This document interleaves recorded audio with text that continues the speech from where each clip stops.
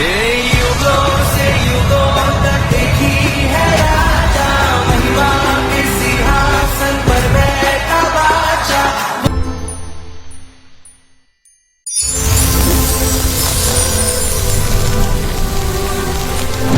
बच्चा और बड़े कामों को अपनी जिंदगी में होता हुआ देखें। आज के समय को तेरे हाथों में सौंपते हैं खुदाबंद, तेरा आत्मा कार्य करे, बात करे इनकी जिंदगियों से, प्रभु यीशु के नाम में, आमीन आमीन। Hallelujah. God bless you all. प्रेरितों के काम आरंभिक कलीसिया रिजल्ट में थी, हीलिंग, डिलीवरेंस, मुर्दों को जिंदा होते हुए देखती थी, सोल्स बचते हुए देखती थी। हजारों हजारों लोग एक दिन में बपतिस्मा लेके बच जाते थे, क्योंकि वो जीसस क्राइस्ट के लाइफस्टाइल को फॉलो कर रहे थे। हम जीसस के फॉलोअर हैं और कभी प्रेयर नहीं की, नाइट प्रेयर, तो क्या हम फॉलो कर रहे हैं? हमारा प्रार्थना करने का कोई स्थान नहीं है, कोई स्पेशल प्लेस नहीं है, कोई स्पेशल वैल्यू नहीं है उन चीजों की हमारी स्पिरिचुअल लाइफ में, और इसीलिए वो उतना रिजल्ट भी नहीं है जो होना चाहिए। हालेलुया। जीसस ने कहा था कि तुम मुझसे भी बड़े बड़े कार्यों को करोगे। जब आप 12 साल की लहू बहने वाली औरत के इंसिडेंट को, बाइबल में घटना को पढ़ते हैं, तो उसमें लिखा है कि उसने जीसस क्राइस्ट के कपड़े के छोर को छुआ। तो उसमें आप देखते हैं कि बहुत से धागे लटके रहते हैं उस शॉल के अंदर। तो वो शॉल के जो धागे थे, उस धागे के छोर को उस औरत ने छुआ था और वो चंगी हो गई थी। और जीसस ने कहा तुम मुझसे भी बड़े बड़े कार्यों को करोगे। जब सुलेमान सफल हुआ तो रीजन क्या था? उसने दाऊद की जिंदगी को फॉलो किया। दाऊद जो राजा की कुर्सी तक पहुंचा, शाऊल उसको मार नहीं सका, उसके भाइयों के मध्य में उसका अभिषेक किया गया, कोई भी राजा उसको हरा नहीं सका। आप इमेजिन करो, कोई राजद्रोह की गोष्ठी, जैसे यानी कोई साजिश राजद्रोह की, कि राजे को मार कर उसको किसी भी तरह से हटाकर, प्लानिंग करके, प्लॉटिंग करके, तो ये राजाओं के खिलाफ बहुत होता था। इमेजिन करो अपने बुढ़ापे में, जब वो एक तरह का रिटायर्ड राजा बोल सकते हैं कि कम आता था, तो भी उसको लोग हटा नहीं पाए। सुलेमान को एग्जैक्टली मालूम था कि उसके बाप की सफलता का राज क्या है, और उसने एग्जैक्ट फॉलो किया। बाकी बच्चे कोई इस मुश्किल में रह गया, इस कंफ्यूजन में रह गया कि मेरा दादा, मेरा नाना राजा है। क्योंकि दाऊद की जो एक पत्नी थी जो राजकुमारी थी, उसने बहुत से राजकुमारियों जो दूसरे राजा थे उनकी बेटियों से भी शादी की थी। तो वो बेटे जो राजकुमारियों से पैदा हुए थे, जिनके नाना राजा थे, तो उनको ज्यादा एक्सपीरियंस था, बैकग्राउंड थी, ब्लड लाइन में ही वो ऐसे थे, और इसीलिए वो मार खा गए। उन्होंने स्पिरिचुअल लाइन को फॉलो करना मुनासिब नहीं समझा, और सुलेमान उस चीज को फॉलो कर पाया जो दाऊद फॉलो करता था। अब एक बाप नहीं चाहता कि उसके बच्चों की लाइफ में रिजल्ट ना हो। जीसस क्राइस्ट ने कहा मैंने तुम्हें चुना और ठहराया कि तुम बहुत सा फल लाओ। लेकिन अगर मुझे जीसस क्राइस्ट सा फल लाना है तो मुझे जीसस क्राइस्ट के जैसा ही बनना पड़ेगा। बाइबल कहती है कई बार वो भोर में सूरज उगने से बहुत पहले, कितना पहले, आप लगा लो कि रात के 1-1:30 बजे, 2 बजे वो प्रेयर करने के लिए जाते थे। तो कितने लोग हैं जो रात को प्रार्थना करने के लिए उठते हैं? बाइबल कहती जब जीसस क्राइस्ट हीलिंग सर्विस ले रहे होते थे तो आके चेहरे बोलते थे कि बड़े बड़े लोग तुझे मिलने के लिए आ रहे हैं। तो जीसस बोलते थे अभी मुझे प्रेयर करने जाना है। प्रभावित नहीं होते थे लोगों से, प्रेयर के टाइम को प्रभावित नहीं करते थे, किसी भी तरह से बाप के साथ अपने संबंधों को कमजोर नहीं करते थे। और हमारे कितने लोग हैं जो रोज प्रेयर करने के लिए जाते हैं, कितने लोग हैं जो अलग टाइम में प्रार्थना करने के लिए जाते हैं, वो बच्चा रो रहा है जी, वो फलाना हो रहा है जी, वो बड़े होके आपको रुलाएंगे अगर आप अब परमेश्वर के पास नहीं जाएंगे। तो संसारिक रुकावटों को तोड़कर, इग्नोर करके, उन पर पांव रख के, उन पर कब्जा करके, उन पर फतह पाके आपको प्रेयर लाइफ को स्ट्रॉन्ग करना है। अदरवाइज वो रिजल्ट जब आपकी लाइफ में नहीं होता तब डाउट आता है, पाप आता है, शैतान की प्लानिंग और प्लॉटिंग फिर आपकी लाइफ में स्टार्ट होती है। जब सुलेमान ने अपने बाप को फॉलो किया, अब जीसस क्राइस्ट के उस कपड़े से जब औरत चंगी हुई तो चेले जो थे 3.5 साल वो परमेश्वर के साथ रहे। वही लाइफस्टाइल चेलों का था और वही इंपार्टेशन आगे विश्वासियों में होती रही, क्योंकि जो चेले करते थे, जो पास्टर करता है उससे ज्यादा लोग नहीं कर सकते। तो जब इंजन ही 200 पे है तो डब्बे 220 पे कैसे चले जाएंगे? जो उनको सिखाया ही नहीं जाएगा क्या करना है तो वो कैसे आगे बढ़ेंगे? तो वो कलीसिया में प्रेरितों से जो इंपार्टेशन हो रही थी वो सब लोग उसे फॉलो कर रहे थे, और लिखा एक ग्रेट रिजल्ट और एक ग्रेट बेदारी, हीलिंग्स, डिलीवरेंसेस, साल्वेशन, हजारों बपतिस्मे एक एक दिन में होते थे। आज कितने बपतिस्मे आप देते हो हफ्ते में? एक भी नहीं। महीने में कितने? 3, 4। क्या आपको लगता है कि ये परमेश्वर की ओर से है? क्या आपको लगता है कि उसने ये कहा है कि मैं तुम्हें चुनता हूं, ठहराता हूं कि तू थोड़ा सा फल लेके आए? उसने ये नहीं कहा। बात मसे की कमी है, बात अभिषेक की कमी है। बात यह है कि हम अपनी कमियों को वचन की शिक्षा की आड़ में छुपाना चाहते हैं, और परमेश्वर ये नहीं चाहता। अब प्रेरितों के काम 19 और उसकी 11 में लिखा, परमेश्वर पौलुस के हाथों से सामर्थ के अनोखे काम दिखाता था, यहां तक कि रुमाल अगोछे उसकी देह से स्पर्श कराकर बीमारों पर डालते थे और उनकी बीमारियां जाती रहती थी और दुष्ट आत्माएं उनमें से निकल जाया करती थी।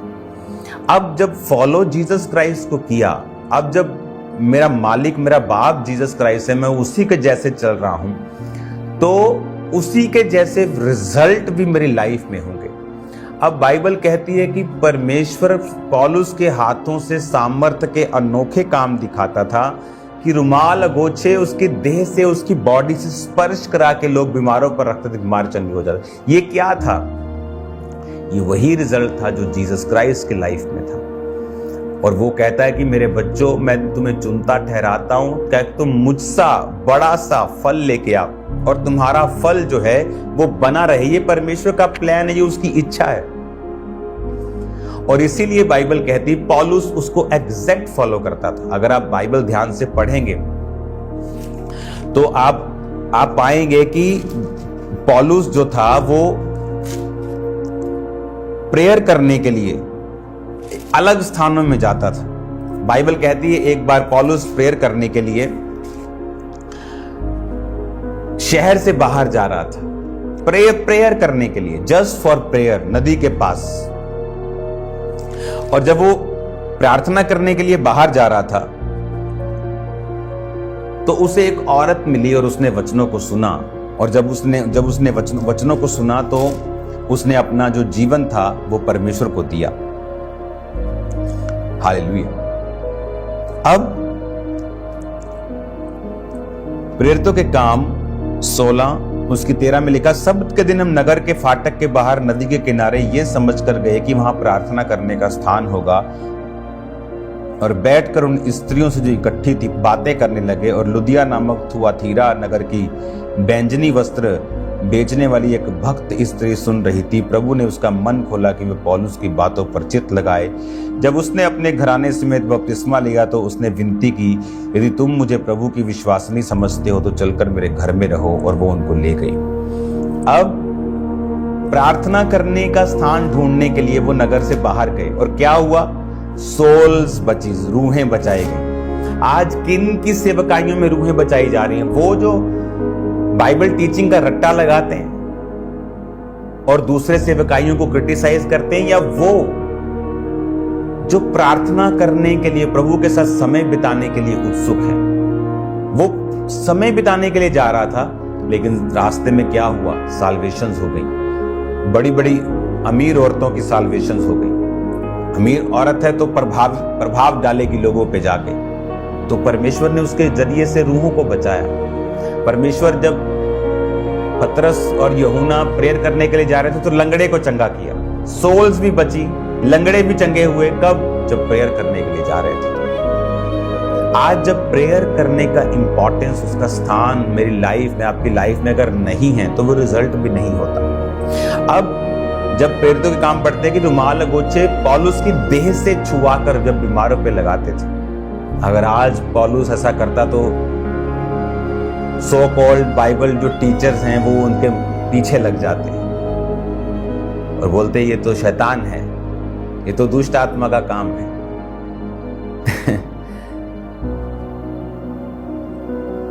आप जीसस क्राइस्ट की तरह रिजल्ट लाने के लिए बुलाए गए हैं। तो जब जीसस क्राइस्ट ने जो किया, वो कहता है कि मैं वही करता हूं जो अपने बाप को करता हुआ देखता हूं। पौलुस ने वही किया जो उसने अपने पिता को, जीसस क्राइस्ट को करते हुए देखा।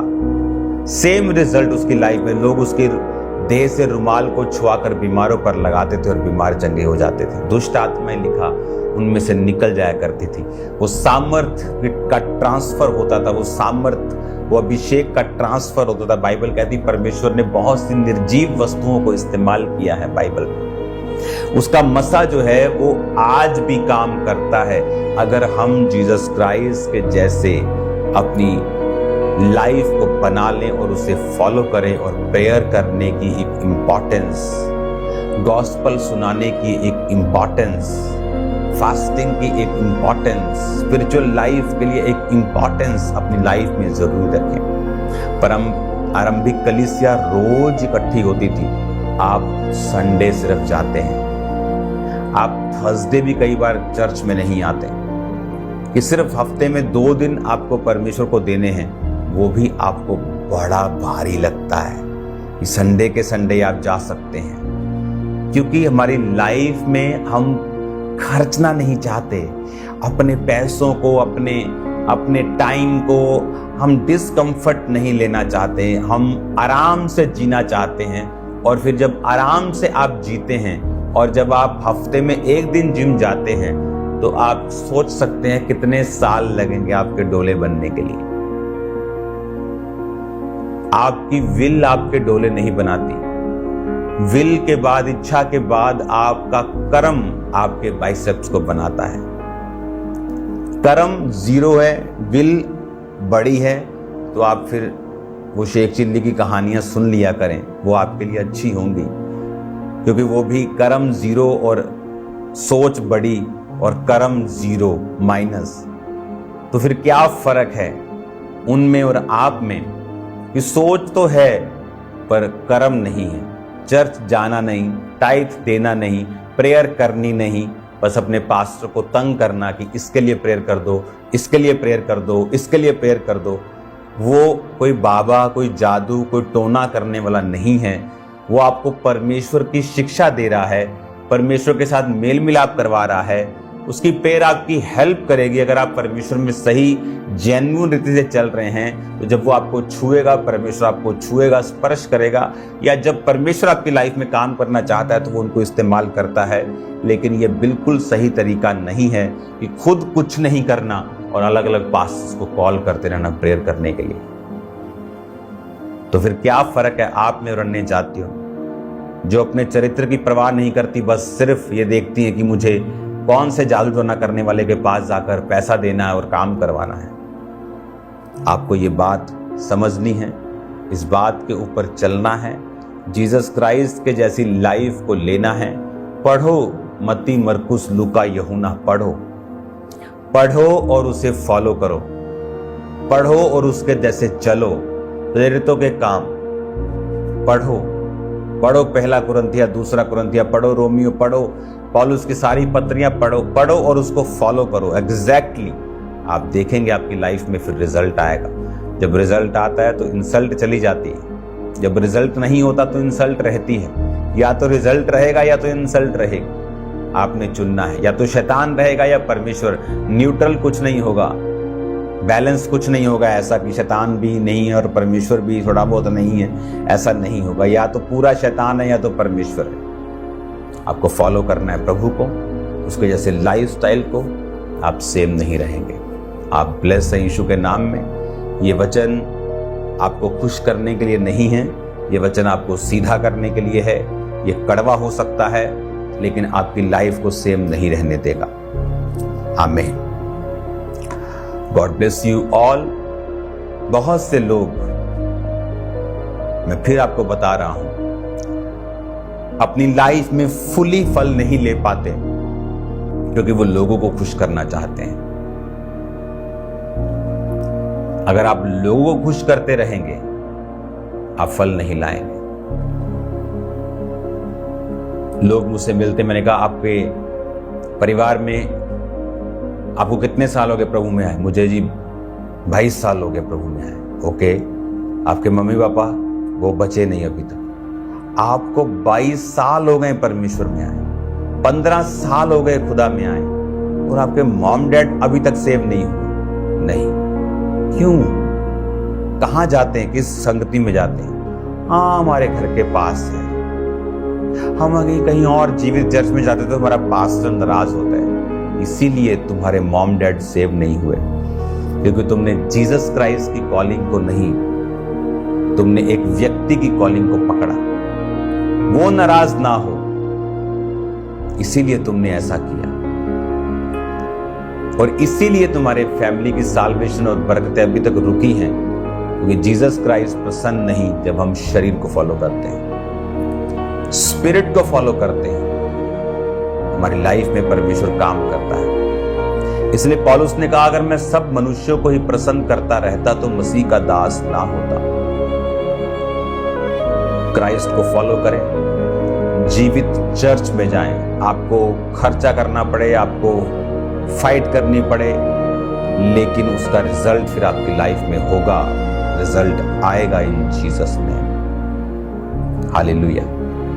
अपने मेंटर को मिलना जरूरी नहीं, सुनना बहुत जरूरी है। अगर आप शिक्षा सुन सकते हैं, आप फिजिकली एक चर्च में जाके आप सुसमाचार टीम में हैं, आप शिक्षा सुन रहे हैं, आप सेम नहीं होंगे। आप ब्लेस होंगे, आप ब्लेस होंगे यीशु मसीह के नाम में। अपनी आंखों को बंद करो, अपने हाथों को उठाओ। खुदावन आपको बरकत दे, वो आपको ब्लेस करे, वो आपकी हदों को बढ़ाए, प्रभु यीशु मसीह के सामर्थी नाम में। आमीन, आमीन। आज शाम को मिलते हैं खुदावंत की प्रेजेंस में, प्रेयर माउंटेन में।